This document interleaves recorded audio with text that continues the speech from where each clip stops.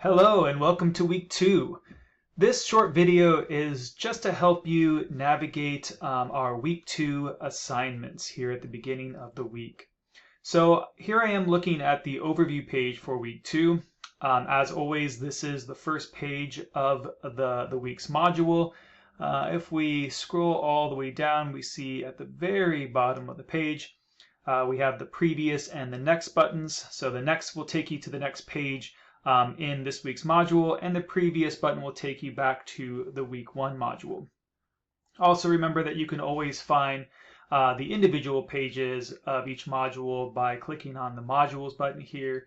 That will give you another way to access these pages at any time you want. So if we take a look again at the specific overview page, first thing we want to notice is that our deadline for this week is next Monday, February 10th. And as I mentioned last week, this will be a common deadline for us throughout the semester. Once in a while, we will have a Tuesday deadline or maybe even a Wednesday deadline based on holidays. But again, most of the time, the deadlines will be the following Monday for the assignments of the week. The next section is just more information, or the same information from last week, about how to contact me in various ways, either to send me a quick question or a concern that you might have through email, or even setting up an appointment during my office hours, either in person or through Zoom. So if we head down into the assignments, the first assignment is the reading assignment for the week, and it has 3 readings for the week.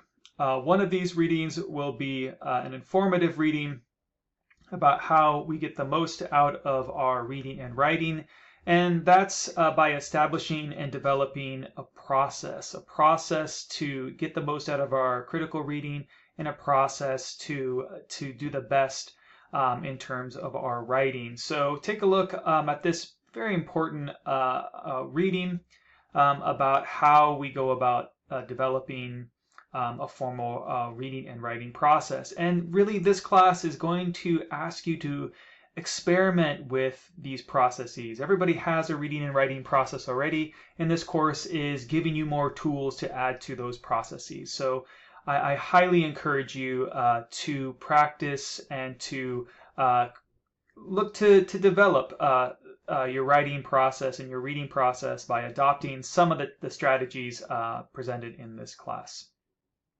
The second reading for the week is focused on an introduction to this first unit, the first formal unit for the class, on the American Consumer Society.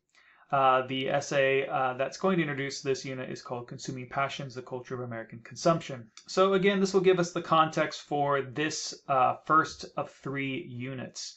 And then the final reading for the week is a short work that discusses the American grocery store, particularly after the pandemic. So take a look at this short article to round out our reading. As usual, these readings will be available in PDF form over on our readings page, which is within this module. And so you'll see here, these are all links to these readings for you to read. And then I also have, because very much like last week's reading, this week's introduction to our unit is a rather challenging reading. So I've got some of my notes here to help you with that challenging reading.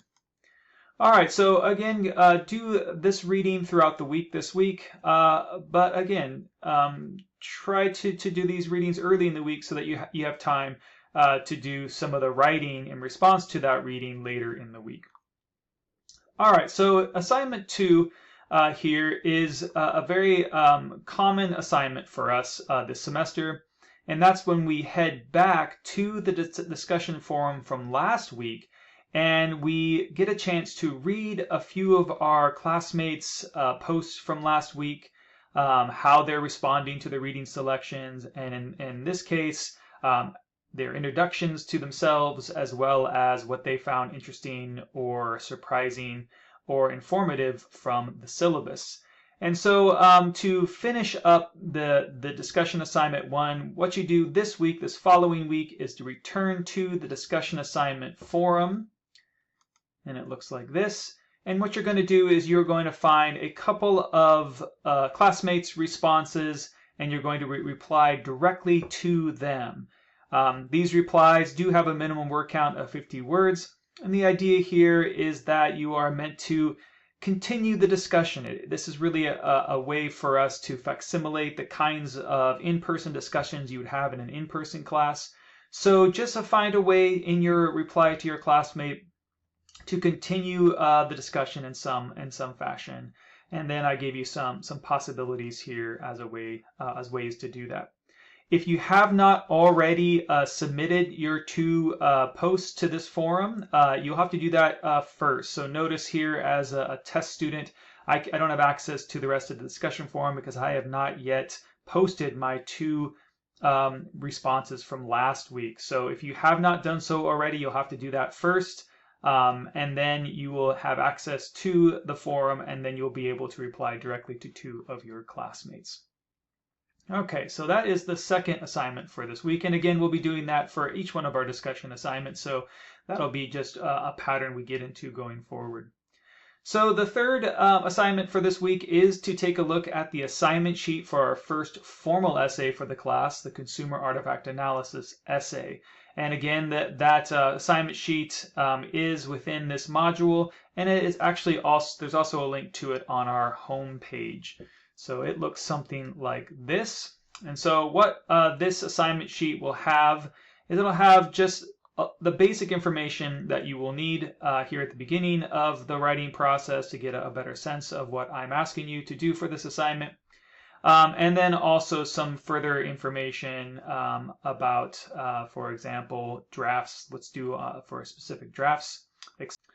Once you have read through the formal writing assignment sheet for the Consumer Artifact Analysis essay, it's time to complete step 1 of the writing process. So what we'll be doing over the next few weeks is each week we'll be committing to and completing at least 1, maybe 2 steps of the writing process as a way, again, to keep working on this assignment over the overall unit. So for this week, we are taking the very first step of the writing process, and that is to make a topic list.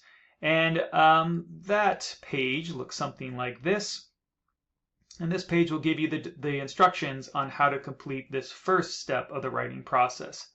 And we also have a video tutorial to help you with this. All right, so if we go back to the overview page, the last assignment for the week should look pretty familiar. I am asking you to complete and submit the second discussion assignment for the class. And remember, the discussion assignments are meant to be formal writing assignments where you respond to a series of directed prompts. Now, these prompts are in connection to the reading that we did for the week, as well as the formal writing for the week. So the steps of the writing process that we complete during the week. So this assignment is meant to help directly develop your reading, writing, and critical thinking skills, but it's also meant to help demonstrate that you've completed the reading and writing assignments for the week. In other words, you have studied the reading selections, the assigned reading selections, and you have completed the steps of the writing process for the formal essay. So for this assignment, as we did last time, go ahead and respond to these 6 prompts. Remember that we do have a minimum word count of 300 words, but this 300 words is meant for all of your responses combined, not for each individual one. And that it's also a minimum. So remember that this is a minimum word count. So please, by all means, go beyond 300. Take as many words as you feel like you need to fully respond to and support each one of these prompts. And again, you're more than welcome to go and encouraged to go over the 300 words. Also remember, as we talked about last time, when you are responding to each one of these prompts, remember that you want to respond to each part of each response. Each prompt has a point total, so you do have to respond to all 6 of these. And then sometimes these prompts will ask you to do a couple of things or more. So just make sure that you're responding to each part of each prompt.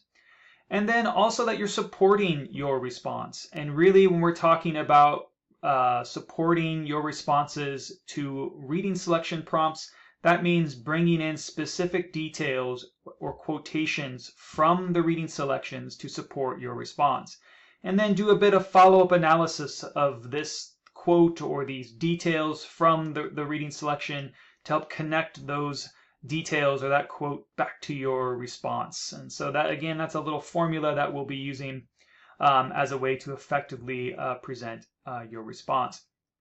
And then, of course, by all means, use personal experiences and examples from your own life to help support your responses if it seems appropriate.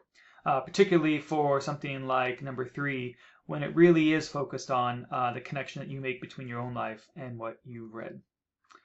All right, so the very last step of the process this week is similar to what we talked about earlier, where once you have submitted your discussion assignment number 2 to the submission page, and it looks something like this. So you click on the Start Assignment, and you would upload either a Word document or a PDF file to this page and submit it. Once you have done so, then you will go ahead and go over to the discussion assignment forum for the second discussion assignment and post one response from your from prompts 2 to 3 and one of your responses from prompts 4 to 5. And you're sharing that to discussion assignment forum number 2. And then next week we'll be replying to those as a separate assignment. All right, everyone, that's it for this week. If you have a question or concern about anything having to do with any of these assignments or anything having to do with the course, don't hesitate to reach out. Shoot me an email through our inbox here in the course menu. All right, everyone, good luck with your assignments.